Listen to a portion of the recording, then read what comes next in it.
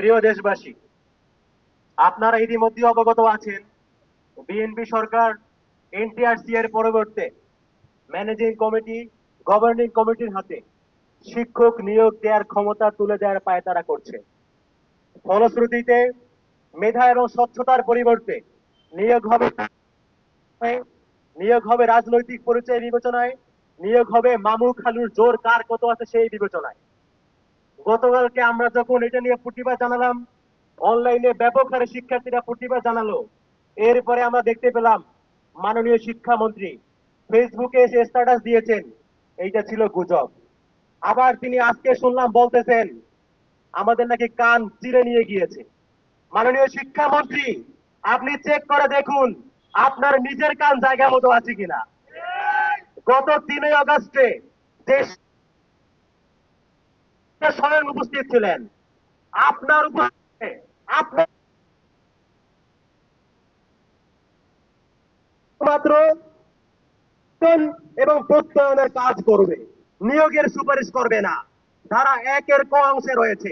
এর পরবর্তীতে 1-এর গ অংশেই রয়েছে ম্যানেজিং কমিটি বা গভর্নিং কমিটির মাধ্যমে শিক্ষক নিয়োগ দেওয়া হবে। আপনি সেখানে নিজে উপস্থিত ছিলেন, আপনার সম্মতিতে এই সিদ্ধান্ত হয়েছে। একটা অপরাধ করার পরে যখন দেখলেন ছাত্র জনতা ফুঁসে উঠছে, আপনি ফেসবুকে এসে গুজব বলবেন, কান চিরে নিয়ে গিয়েছে বলবেন। জনগণকে আশরাফুল ভাবা বন্ধ করেন, জনগণকে আশরাফুল ভাবা বন্ধ করেন। জনগণের ইমোশন ফলসফারি করছেন।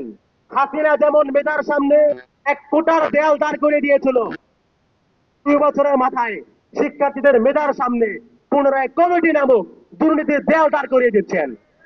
আমরা স্পষ্ট বলতে চাই, কোন ধরনের বুঝুং বাজং থানায় বানায় চলবে না। আপনি গুজব নাকি কান ছিলে নিয়ে গিয়ে আমরা জানি না, আপনি স্পষ্ট করে বলবেন কোনোভাবেই কোন ম্যানেজিং কমিটি, গভর্নিং কমিটির মাধ্যমে নয়। স্পষ্টত আগের মতো মেধার ভিত্তিতে, স্বচ্ছতার ভিত্তিতে এনটিআরসি এর মাধ্যমে। আমরা আন্দোলন করতে চাই না, বক্তব্য দিতে চাই না, চিল্লা পাল্লা করতে চাই না, স্পষ্ট ক্লিয়ারেন্স চাই, স্পষ্ট ক্লিয়ারেন্স চাই। একটা মিথ্যা ঢাকার জন্য 100টা মিথ্যা হাজির করার নমুনা দেখতে চাই না। আপনি স্পষ্ট করে বলবেন ম্যানেজিং কমিটি নয়, গভর্নিং কমিটি নয়, বরঞ্চ মেধা এবং স্বচ্ছতার ভিত্তিতে এনটিআরসি এর মাধ্যমেই শিক্ষক নিয়োগ দেওয়া হবে। আমরা আশা রাখবো আপনার সুমতি হবে।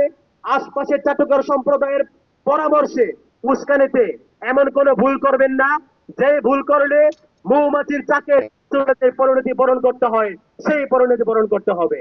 আমরা সাবধান করে দিচ্ছি, হুঁশিয়ার করে দিচ্ছি। ডাকসুর পক্ষ থেকে সমগ্র বাংলাদেশের ছাত্র জনতার প্রতিনিধি হয়ে বলতেছি, অবিলম্বে আপনাদের যে অপতৎপরতা ছিল, সেই অপতৎপরতা বন্ধ করুন। ছাত্র জনতার নিকট ক্ষমা চান, নিঃশর্ত ক্ষমা চান।